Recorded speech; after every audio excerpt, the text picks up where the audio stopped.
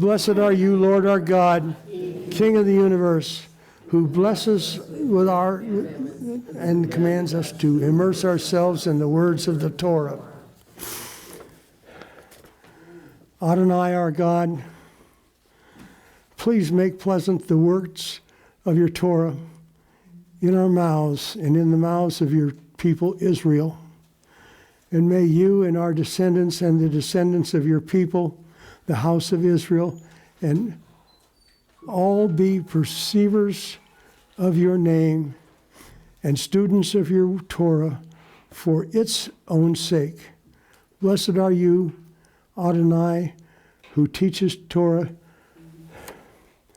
to the people of Israel and to the people who are not of Israel but would like to be. They're his people. There's lots of people that enjoy reading the book.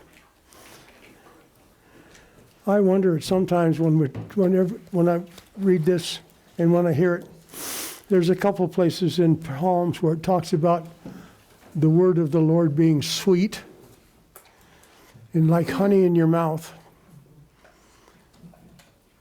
And as long as you consider the fact that the words of the Torah and the rest of the Tanakh and the Brit Kadashah, that's the words of God, and they're all sweet. And they're never accusatory. They are sometimes chastisement, which we deserve, but it's done in such a loving manner that it's always sweet.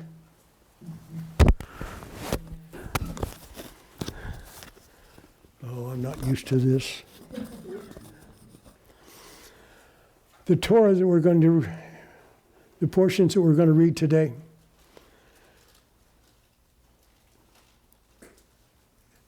had an interesting thought to my mind, because we're going to talk about how it is being put, how the wilderness tabernacle is being put together, and who does it, and how they do it, in what order they do it. And the thought came to me is, how long did it take? They didn't have hammers and tools like we have. I'm not even sure that they had really good cutting implements, although it is possible. Obsidian is a very good cutting implement, but they also had hammering and lots of things. And how long did it take them? When they came out of Egypt with some jewels and some gold and some silver and some wood, but I'm not too sure they brought hammers and knives and things that would help them build the tabernacle. So I went looking. Say, Burl, I just thought of something. When they were helping the Egyptians build all the pyramids, they probably acquired some wisdom and knowledge, from God to, put this tabernacle together. But yet it seems like it's a lot easier to put God's, the tabernacle together than to doing what they were doing before. Yes, for sure they did acquire a lot of wisdom. And I was going to mention that a little later on about something, but thank you for that, Russ. All the screws fit too. All the screws fit too. Well, of course, I think they had pegs, not screws. Whatever they were, they fit. That's right.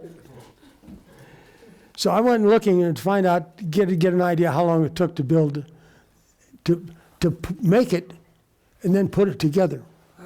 I found a few verses. Exodus 19:1.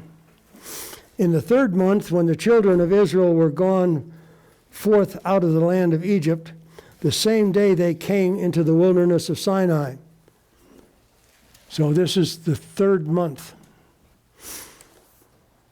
Then Moses went up to the midst, in Exodus 24:18, and Moses went into the midst of the cloud and got him up into the mount, and Moses was in the mount 40 days and 40 nights. So now we went from the third month to fourth month, and we're into the fifth month of the first year after they left Egypt. And then I found this verse. It was in the Parashot reading, so I couldn't hardly miss it. Exodus 40:17. And it came to pass in the first day of the second year, on the first day of the month, that the tabernacle was reared up. We're talking 6 or 7 months it took to build the tabernacle, give it to Moses, and raise it up. 7 months for somebody who didn't have all the modern stuff that we have. And all the people, the thing is, why did it take such a short time? Because all of the people were willing-hearted. We read that in the last Torah portion. The ladies were willing-hearted, and so were the men. And all the men and women who were willing-hearted did something, and they all worked together as one unit. There was no mention of complaints anywhere. So it was a joint effort.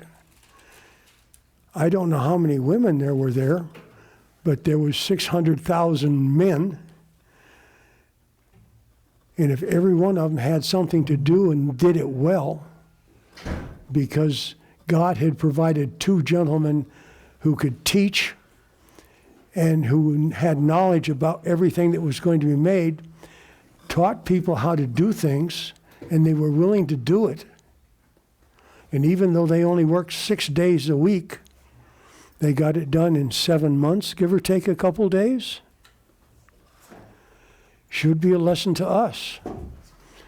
And of course, that's part of the lesson about my building a chair, is I didn't have the instructions from the Father. I didn't waste any time getting them. Or I did waste time and I didn't get them. I should have gotten them. And there's a little bit more coming about doing something. You want to say something? Well, since you're on that end and I'm not there, would you please start reading? I'm not used to this, but okay. Do you have any idea how heavy that was? The gold, 131,000 pounds. The silver, 37,000 pounds. There wasn't much brass because they were only the ladies' mirrors. It was only 6,177 pounds. And you know, they didn't even figure the weight of the wood.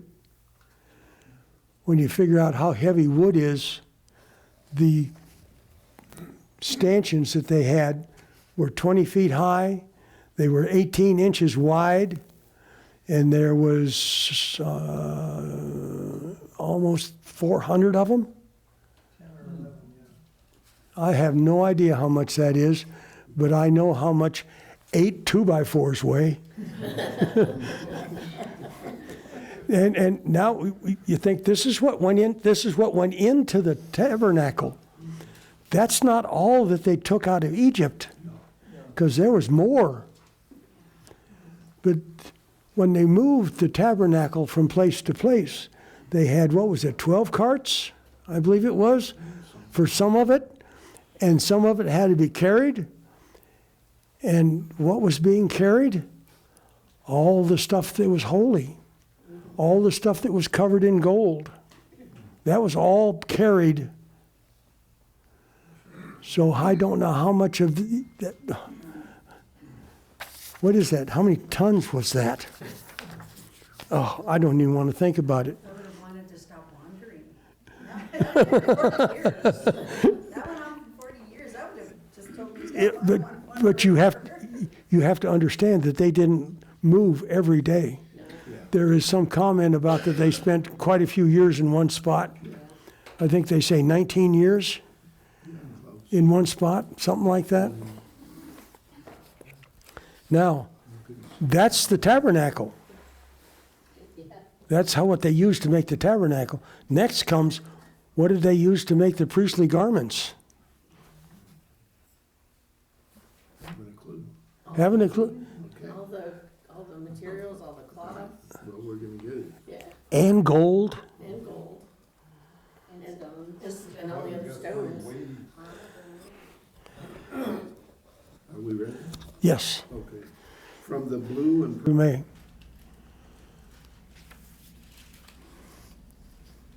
That last verse, according to all that the Lord commanded Moses, so that the children of Israel made all the work, and Moses looked upon the work, and behold, they had done it just as the Lord commanded, even so they had done it, and Moses blessed them.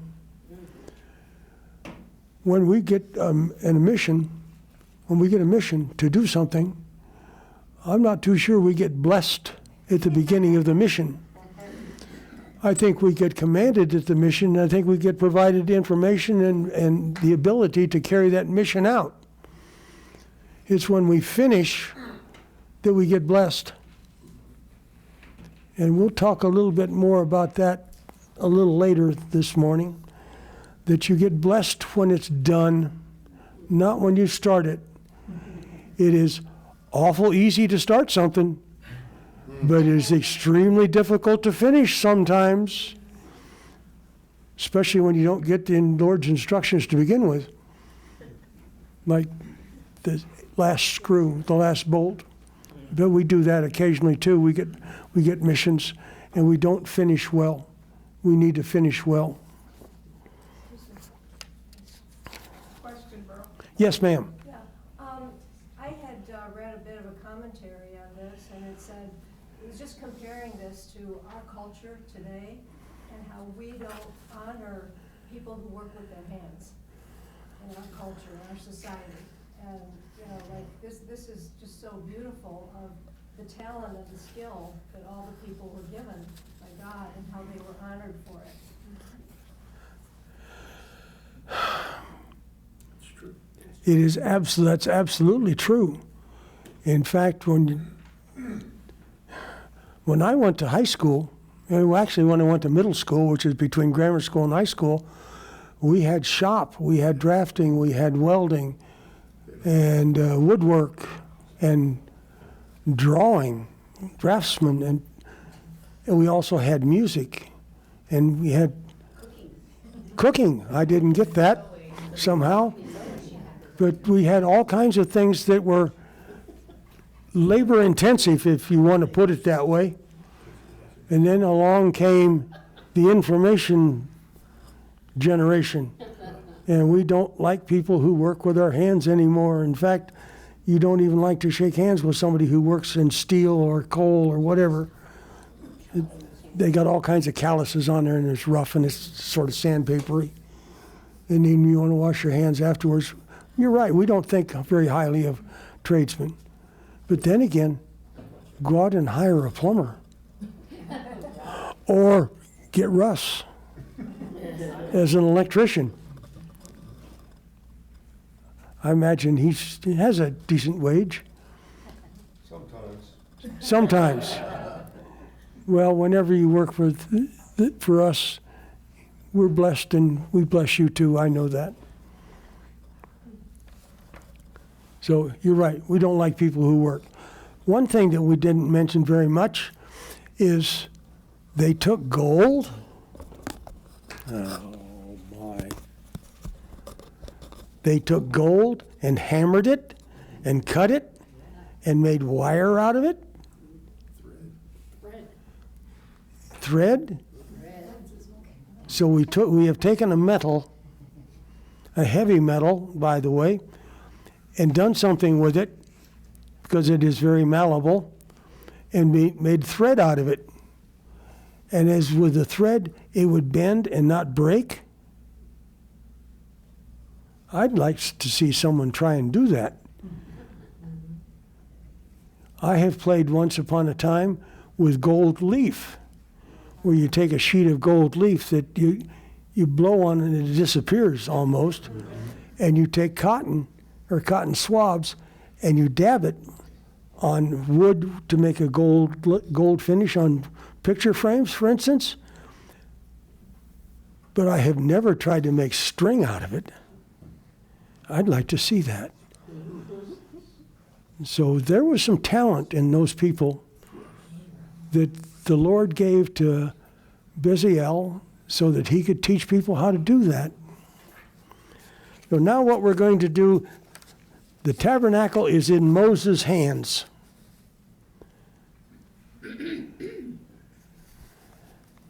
And guess what? Moses doesn't know how to put it together. I say that's Kroener's commentary. He doesn't know how to put it together because the Lord knows how to put it together. Because the next thing that comes along in chapter 40 is God's instructions on how to put it together. In what order to put it together, a sequence. And I think we ought to read God's instructions on how to put it together rather than Moses actually putting it together, because he did it exactly as God wanted it.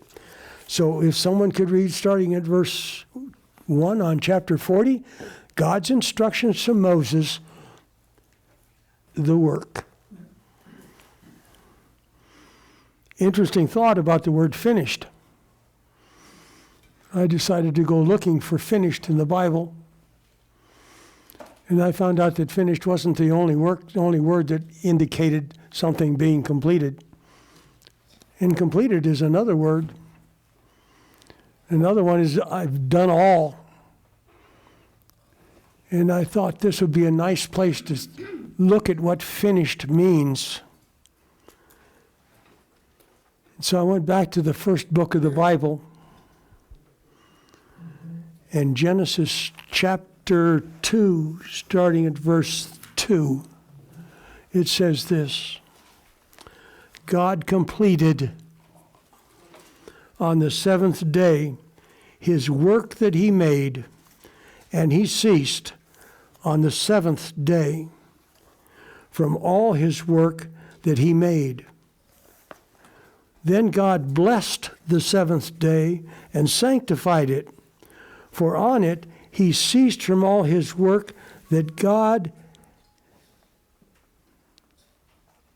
created for the purpose of preparing.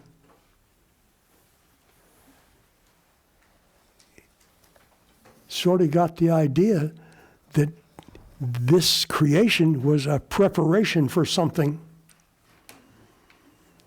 So he finished preparing for it. So there's one step that has been completed. There are many more steps to come, I believe. So what did he prepare? He prepared a place for humanity where we could be in his presence until we messed up. But that was the place of preparing. Inasmuch as in the New Testament we hear things like God had a plan of salvation from before the creation of the earth, he had already prepared a plan for salvation. And that was part of the preparing, if you will. So this is one kind of preparing. You're preparing for something else. You're finished preparing for something else. Then I went into the New Testament, because this is the one we hear quite often. John 17, verses 4 and 5. This is Yeshua speaking. I have brought you glory on earth by completing the work you gave me to do. And now, Father, glorify me in your presence with the glory I had with you before the world began.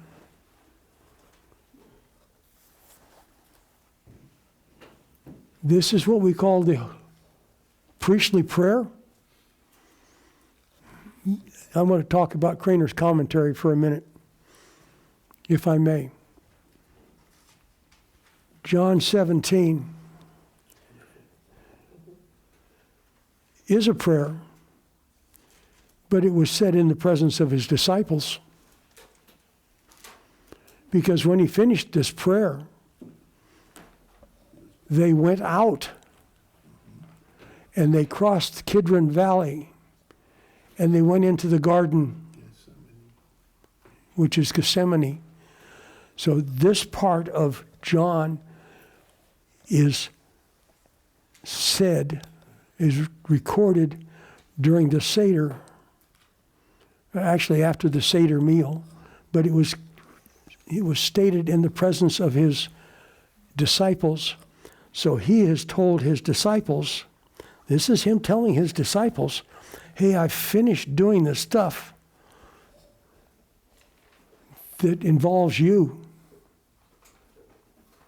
I have done it, and I'm going away.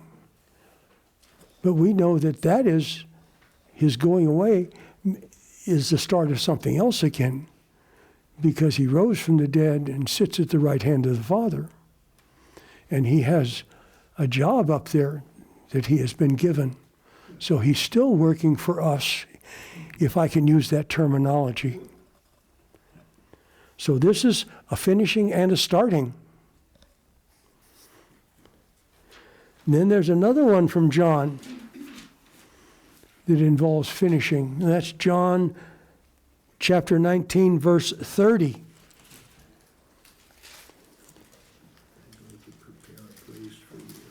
When Yeshua therefore had received the vinegar, he said, "It is finished." And he bowed his head and gave up the ghost. I believe he gave up the ghost is a symbol of saying that he died, because he had already placed his spirit in his Father's hands. He has commended it to his Father's hands, put it in his Father's hands, and was going to receive it back later because it was just on deposit with his Father. But he says, it is finished. What's finished? I've thought about that for a while. He's already talked about finishing the work that his Father gave him, but here's something else that he's finishing. Was that a stretch, or you want to comment? It's one comment. Please. When Yeshua says it is finished, that was the very cry of victory and liberation from all the captivity that we have been in sins. Okay.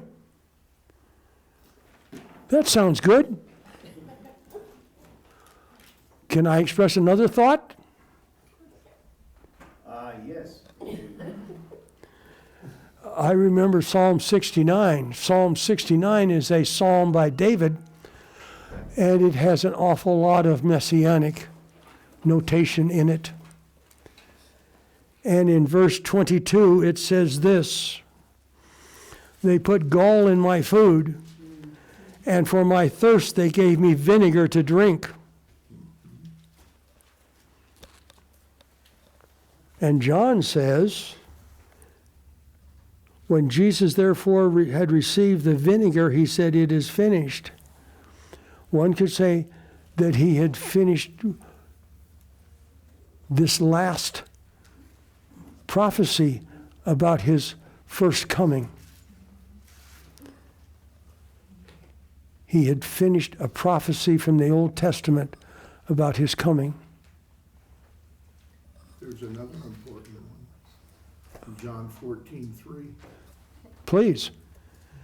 says, well, actually, you probably should start in 14:1. Let not your heart be troubled. Believe in God. Believe also in me. In my Father's house are many rooms. If it were not so, I would have told you that I go to prepare a place for you. And if I go to prepare a place for you, I will come again and take you to myself.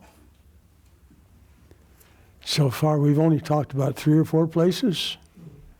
There's a whole bunch more. Yes, ma'am. Well, there's one verse in Isaiah also that Yeshua reads from, and he says, in this you're hearing, this is completed or this is fulfilled. And that could be applicable to what we're talking about also. Yes. Isaiah where? I'm sorry. What was that verse? I don't recall the verse. It's I feel like Isaiah, it's in the 60s. in your hearing,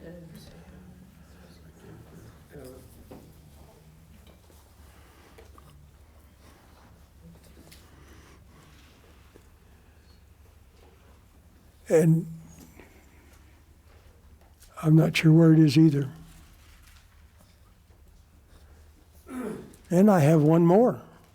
So far, we've only talked about the Father doing something and completing it, and the Son doing something and completing it.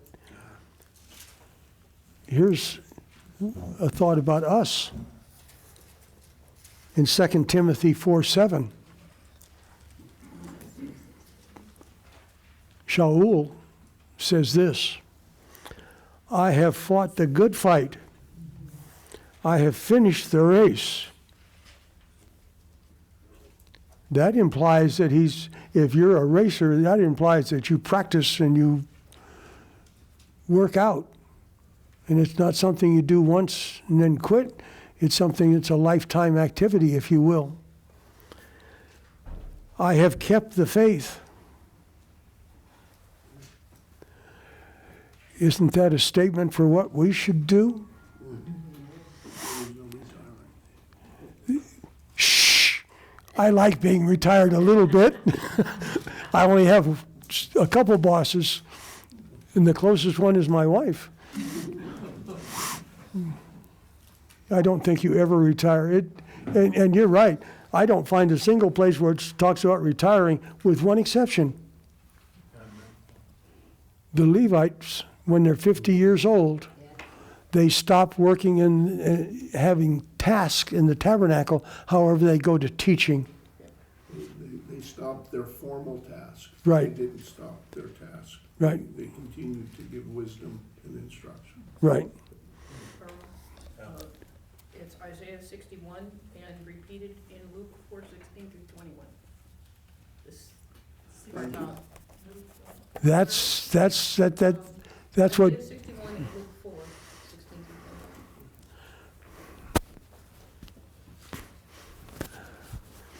That's when Jesus spoke in the church when he opened the scroll and read Isaiah, right? 61. Okay. Thank you, Laura.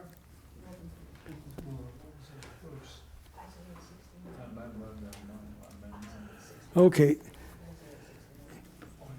Going on now, after we know that we're supposed to finish,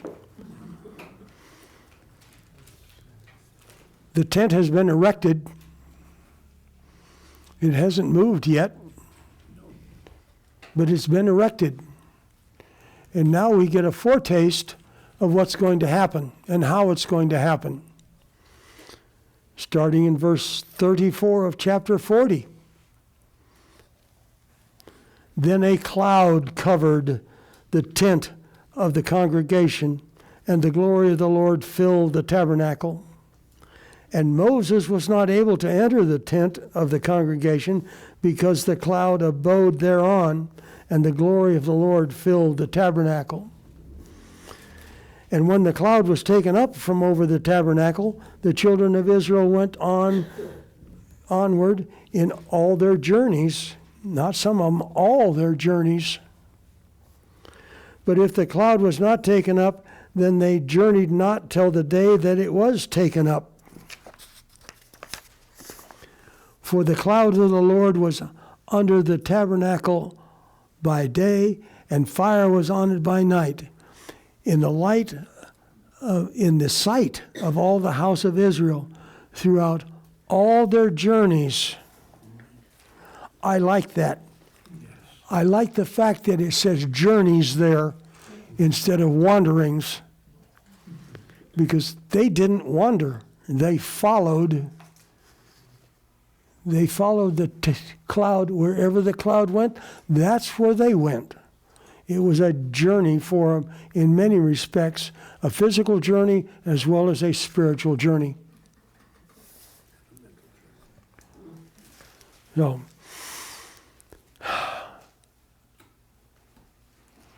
I think that I've just about said everything that I know what to say. It's interesting that when they erected it, they did it from the inside out. And that was just interesting to me, why they started with a holy of holies in the fall. Well, And then they just put it up. when the Father first described it, he started from the inside, working out, in other words, going from his presence towards us. And when we go towards his presence, we go in the opposite direction and we start from the outside and work in. So it's done in the order that God wants to make himself known. He's known here. Here's God here, and we're down here, and there's a lot of steps between us. And each one of those steps is represented in portions of what's inside the furniture in the tabernacle. I'm not a house builder, but I have observed houses being built and buildings being built at various points in time. And I'm going to use a little bit of scripture about this. The first thing you lay is a cornerstone. And I have to presume that when they erected the tabernacle, that they didn't want it like this or like that. They wanted it perfectly square, corners squared. So they started at one corner probably. They laid a cornerstone or the corner stake. And then they used a Egyptian thing. They had a rope that had knots in it so that you had 3 on this side, 4 on that side, and 5 along that side, and that makes a perfect right angle down here. So that they use that so that they make a perfect right angle at each corner. And that's where you start. You start at that one corner and you work along the perpendicular. That's how you get out. From the Holy of Holies outward. Yes. Yeah, Okay. But they put the ark down first, then they put the tent over it. So they've got to put the poles of the tent in second so that they can put the tent over the ark. Shouldn't talk like that. I'm sorry. But you're right. Well, you know, I was a Christian. I think I'm messianic now, I hope. But I was a Christian, and we always sort of heard that the heart thing was a New Testament thing.